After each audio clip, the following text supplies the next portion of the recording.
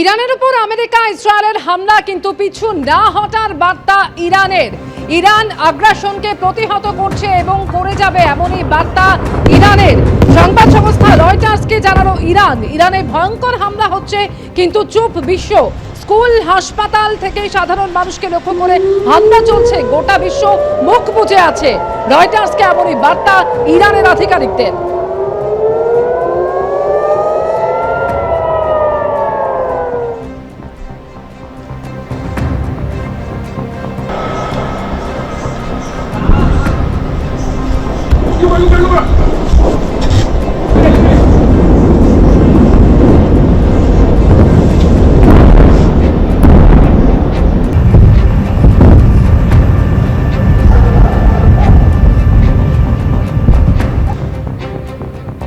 পশ্চিম এশিয়ায় তীব্র সংঘর্ষ, আঘাত পাল্টা আঘাত, তার কি প্রভাব পড়ছে ভারতের অর্থনীতিতে?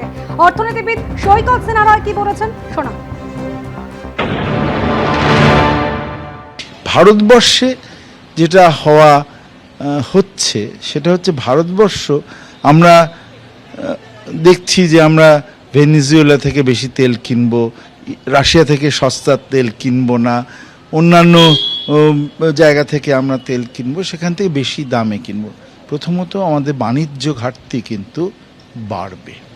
Per unit cost of production, যে কোনো জিনিসের per unit cost of production বাড়বে এবং এটাকে আমরা অর্থনীতির পরিভাষায় বলি অয়েল প্রাইস পাস থ্রু।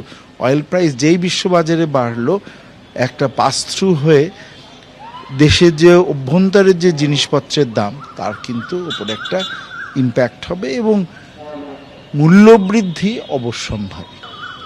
এখন বোধহয় সরকারের হাতে খুবই কম ইনস্ট্রুমেন্ট আছে যেগুলো দিয়ে মূল্যবৃদ্ধিকে সরকার ঠিকই। মধ্যপ্রাচ্যে সংঘর্ষের জেরে বিভিন্ন জায়গায় কিন্তু আটকে পড়ছেন বাঙালিরা। ভ্রমণ সংস্থার সঙ্গে দুবাইয়ে বেড়াতে গিয়ে আটকে পড়েছেন বাঙালি পর্যটকেরা। শেষ হয়ে এসেছে টাকা, চোখে মুখে আতঙ্ক। দ্রুত দেশে ফিরতে চেয়ে কেন্দ্রের কাছে আর্জি আটকে পড়া এই পর্যটকদের।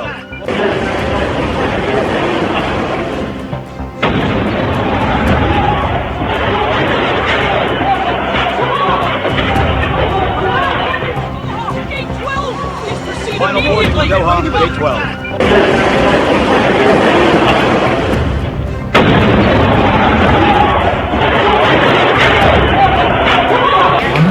আমিও প্রেশারে হাটে লিমিটেড সময়ের জন্য এনেছিলাম, তার দুজনে বাড়তি আছে কিন্তু আর বেশি দিন তো সেটা নিয়ে কন্টিনিউ করা যাবে না।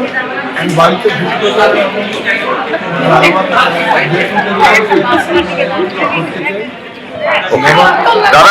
ভয়ের মধ্যে আছি। এখন এয়ারস্পেস যতদিন না ক্লিয়ার হচ্ছে, আমরা এই হোটেলে আমাদের থাকতে পয়সা করি না।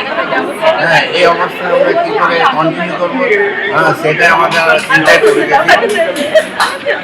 আমি খুবই আতঙ্কিত যে বাড়িতে কবে ফিরব। প্রথমত তারা করি সেগুলো তো আনা হয়নি, আর হাতে করতে সব সরস্বতী চলেছে। আমরা সব অতএব ভারত সরকার যদি আমাদের আমরা এখানে দেখেছি যে বিভিন্ন রকমভাবে আকাশে নানান রকম আলোর ঝলকানি আমরা দেখেছি এবং সবচেয়ে বড় ব্যাপার হচ্ছে যে আমরা এতটাই সংশয়ে আছি, তার কারণ হচ্ছে এতটাই ভীত হয়ে আছি যে আমরা কবে বাড়ি ফিরবো সেটা বুঝতে পারছি না। আমাদের ফেরার কথা হচ্ছে আজ, কিন্তু আজ তো বিমান চলবেই না এবং কতদিন চলবে সেটাও বুঝতে পারছি না। সকলের চোখে মুখে একটা আতঙ্কের ছাপ।